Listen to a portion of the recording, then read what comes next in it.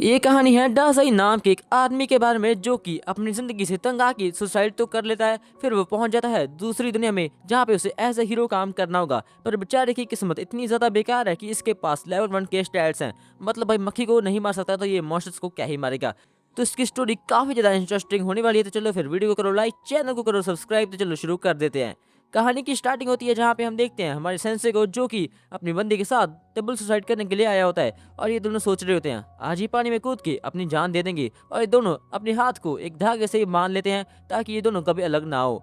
तभी हम देखते हैं वहाँ पे ट्रक उनकी एंट्री हो जाती है और वो कहता है क्या लाडले मियाऊं, और वो उन दोनों को उड़ा के दूसरी दुनिया में फेंक देता है। तभी सेंसे की आंखें खुलती हैं और वो कह रहा होता है क्या मैं कहाँ पे आ चुका हूँ, ये स्वर्ग है कि नर्क। पर जितना ठरकी मैं पिछले जन्म में था मुझे लगता है ये नर्क ही होगा।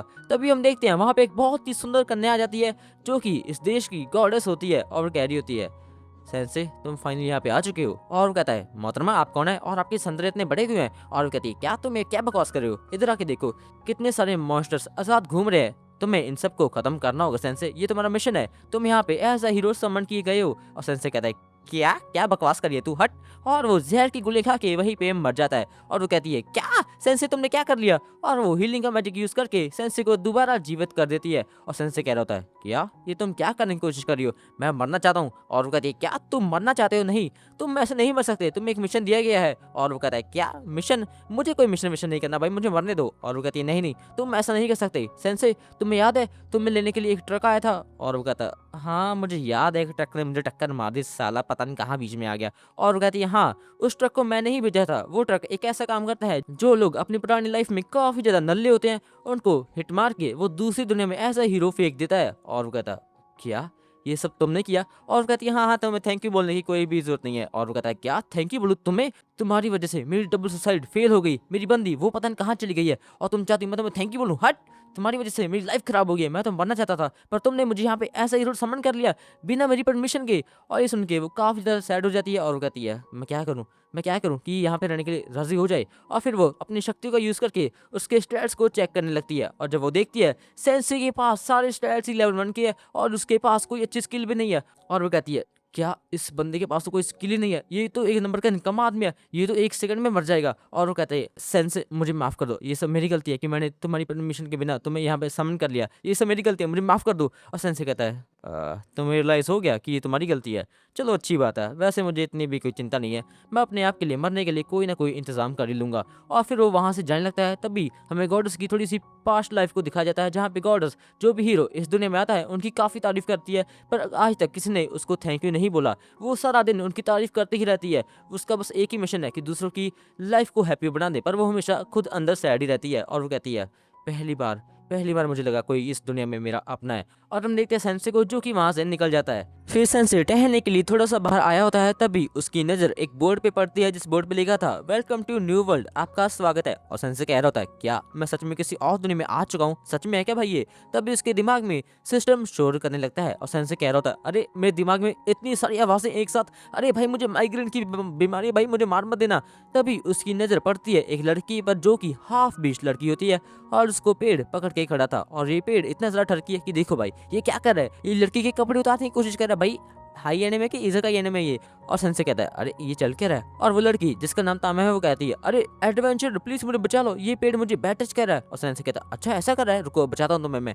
और वो उस लड़की के सामने 2-3 बार बच्चे वाली जंप मार देता है और वो कहता है अरे सॉरी मेरा हाथ नहीं पहुंच रहा। और वो कहती है क्या तुम्हें क्या एक्टिंग कर रहे हो, ये हम दोनों को मार देगा। तभी वो पेड़ सेंसे को भी पकड़ लेता है और सेंसे कहता है हाँ तो चलो आज हम दोनों एक साथ मरेंगे। और वो कहती है अरे भाई किस बेवकूफ के साथ पाला बढ़ गया। और वो पेड़ अपनी शक्तियों का यूज करता है और वो उन दोनों की लाइफ फोर्स को सक करना शुरू कर देता है। और सेंसी की लाइफ फोर्स सक करते ही सेंसी की बॉडी के अंदर जितना भी सारा जहर होता है वो सारा जहर उस पेड़ के अंदर चला जाता है और वो पेड़ पूरी तरह से खत्म हो जाता है। मतलब भाई देख रहे हो किस्मत सेंसे की।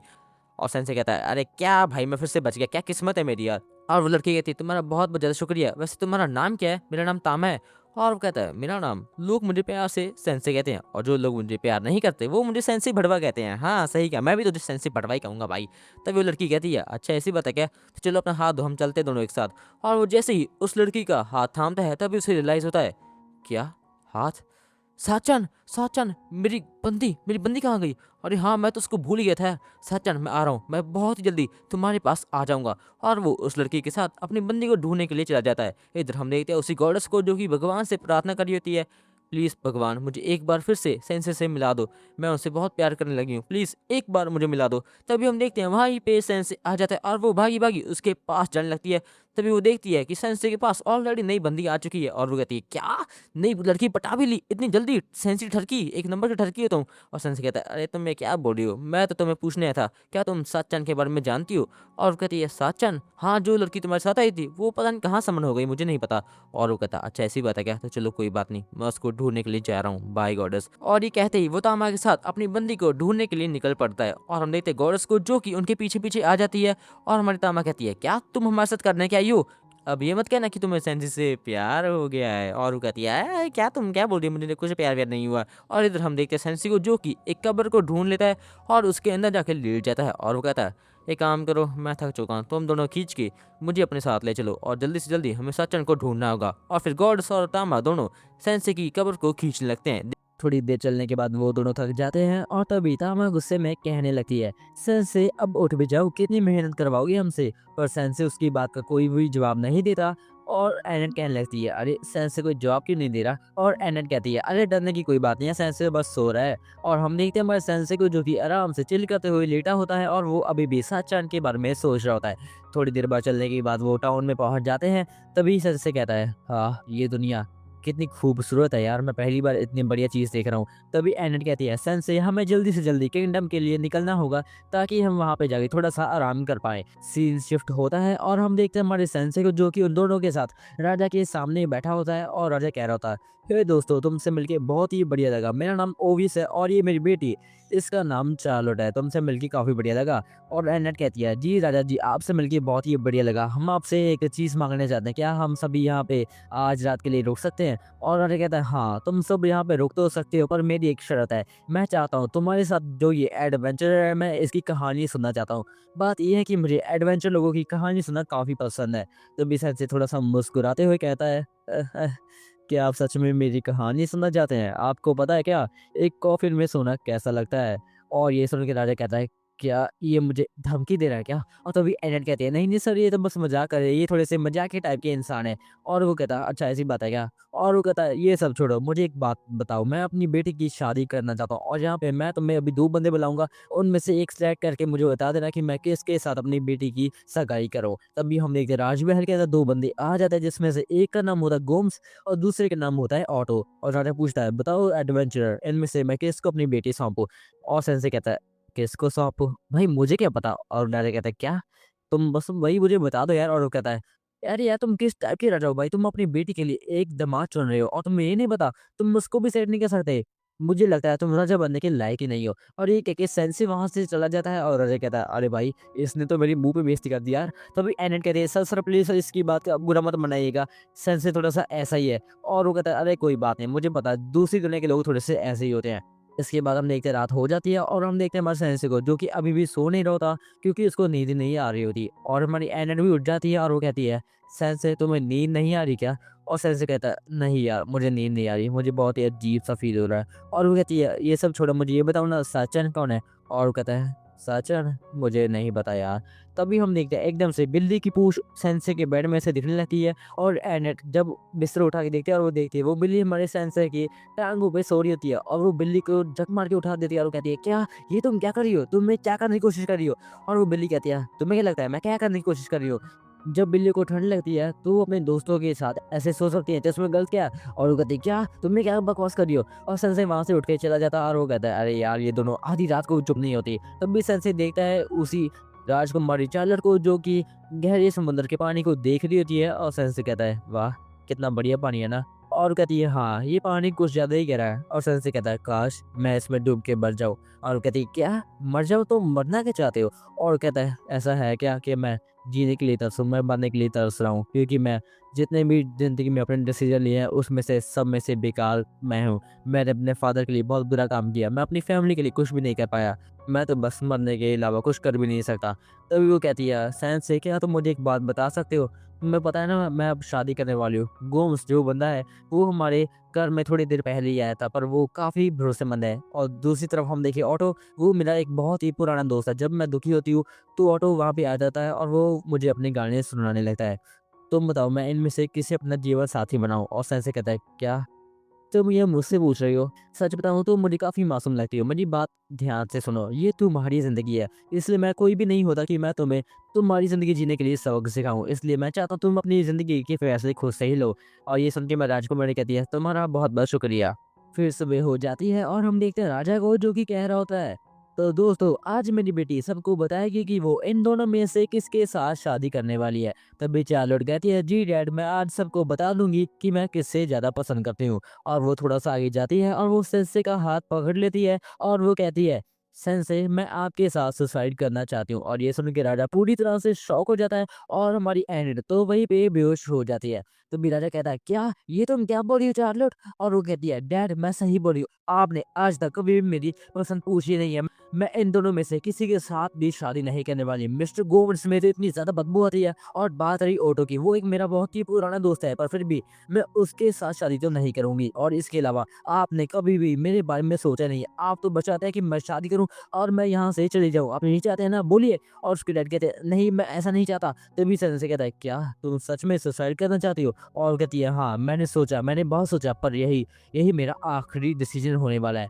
तभी एकदम से मिस्टर गोम गुस्से में आ जाता है और वो अपना मास्क उठाता है और हम देखते हैं उस बॉडी के अंदर कोई इंसान नहीं बल्कि ये एक मॉन्स्टर होता है जो कि एक भैंसे के जैसे दिखता है। और वो कह रहा है, "क्या तुम इंसान, मुझे तुम पे बहुत ही ज्यादा गुस्सा आता है और तुमने क्या कहा मुझ में से बदबू आती है, छोटी लड़की, अब देख रहा मैं क्या हाल करूंगा।" और सेंसे कहता है, "क्या तुम्हें इसके बारे में पहले से पता था क्या?" और चार्ली कहती है, "नहीं, मुझे पता नहीं था, मैंने तो बस यही कहा था कि मुझे इसमें से गंदी बदबू आती है।" और वो कहता है, "हे वैसे सुन लिया ना तुमने?" और वो कहता है, "चुप रहे मूर्ख इंसान, मैं तुम सभी को आज के दिन खत्म कर दूंगा।" और तभी एकदम से सभी सिपाही हमारे गोम्स को मारने के लिए आगे जाते हैं, पर गोम्स एक अटैक के अंदर सभी को धराशायी कर देता है। और वो कहता है, "अब तुम सबकी बारी है, मैं एक-एक करके तुम सबको खत्म कर दूंगा।" और तभी तामा कहती है, "हे एनेट, उठ जाओ, तुम यहीं पे क्यों बेहोश हो गई? हमें तुम्हारी बहुत ही ज्यादा जरूरत है, जल्दी उठो।" पर तभी एकदम से वो मॉन्स्टर उन पे हमला कर देता है। पर तभी तामा कहते हैं, "रुक जाओ, इतनी भी जल्दी क्या है, मैं तुम्हें अकेली हरा सकती हूँ।" और गोम्स कहता है, "अच्छा ऐसी बात है क्या? तो चलो ट्राई करके देख लेते हैं।" और तामा एकदम से उस पे हमला करती है, पर उस हमले से उसको कुछ भी नहीं होता, और बल्कि वो री-अटैक कर देता है और वो तामा को थोड़ा-सा डैमेज कर देता है। और वो कहता है, "तामा, हे बच्ची, तुझे क्या लगता है तू मुझे हरा देगी? नहीं, ये तेरी गलतफ़हमी है, मैं तुमको एक अटैक में खत्म कर दूँगा।" और तामा कह दिया, "अच्छा ऐसी बात है क्या?" और बीच में हमारा सेंसे कहता है, "मेरी बात सुनो भैंसे भैया, हमें थोड़ी-सी बातचीत करनी चाहिए।" और वो कहता है, "क्या? मूर्ख इंसान तो बोलना क्या चाहता है?" और सेंसे कहता है, "मेरी बात सुनो, हम दोनों सुसाइड करने वाले हैं, क्यों ना तुम हम दोनों को एक अटैक के अंदर खत्म कर दो?" और भैंसा कहता है, "अच्छा ऐसी बात है क्या? तो ठीक है, मैं मरने वाले की आखिरी इच्छा हमेशा पूरी करता हूँ, तो चलो तुम दोनों को मैं पहले खत्म कर देता हूँ।" और वो एकदम से उन दोनों को मारने के लिए आगे दौड़ने लगता है, पर तभी राजकुमारी कहती है, "सेंसे मैं मरना नहीं चाहती।" और वो कहता है, "क्या? तुमने क्या कहा?" और वो कहती है, "मैं मरना नहीं चाहती।" और सेंसे कहता था, "मुझे पता ही था तुम्हें ऐसा ही फील होगा।" और सेंसे उसको दूर धक्का दे देता है और वो कहता है, "तो चलो अब मैं अकेला ही मरूंगा।" और इससे पहले वो भैंसा हमारे मेन कैरेक्टर को कुचल दे, बीच में से एक शील्ड जाती है जो कि हमारे एंडेड ने बनाई होती है। और वो कहती है, "मेरे होते हुए तुम कभी भी सेंसे को मार नहीं सकते।" और सेंसे कहता है, "अरे यार, तुमने फिर से मुझे बचा लिया।" और एकदम से तम अपना हमला उस भैंसे पे कर देती है, जिसके कारण वो भैंसा जाकर दूर पानी में गिरता है। इसके बाद आयनेट कहती है, "तुम्हारा बहुत बहुत शुक्रिया, तुमने हम सबको बचा लिया।" और तामा कहती है, "नहीं नहीं, ये तुम थी जिसने हम सबको बचाया।" और वो कहती है, "हाँ तामा, तुमने सही कहा।" और वो कहती है, "मेरा नाम तामा नहीं है, मेरी बात ध्यान सुनो, मेरा नाम पता नहीं, मेरा के नाम क्या है, मैं एक बिल्ली, तो मैं अपना नाम भूल जाती हूँ।" इसके बाद हम देखते हैं हमारा राजा हमारी राजकुमारी से माफी मांगता है और वो कहता है, "बेटा चलो तुम मुझे माफ़ कर देना, मैं तुम्हारी फीलिंग्स को कभी भी समझ ही नहीं पाया। मुझे पता नहीं था कि तुम शादी नहीं करना चाहते, पर कोई बात नहीं, आज से तुम यहाँ की राजकुमारी हो।"